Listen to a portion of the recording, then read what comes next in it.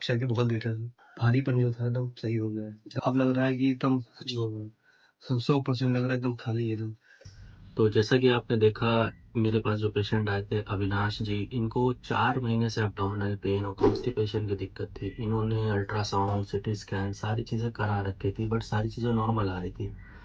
तो अभी मैंने इनको चेक किया, सिर्फ इनके नाभि में प्रॉब्लम थी, थोड़ा-सा एब्डोमेन मसल्स टाइट थी। मैंने सिर्फ एब्डोमिनल मसल्स को एडजस्ट किया और इनको तुरंत रिलीफ हो गया।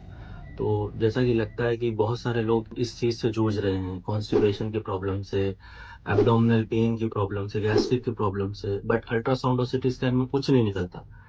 तो कहीं न कहीं इसका कॉज़ हो सकता है कि नाभि की प्रॉब्लम हो या आपकी एब्डोमिनल मसल्स बहुत टाइट हो, जिसकी वजह से आपको डाइजेस्टिव प्रॉब्लम हो रही है। तो जिसको भी ये सब प्रॉब्लम है, तो एक बार ज़रूर विज़िट करें प्रिया वेलनेस क्लिनिक पर।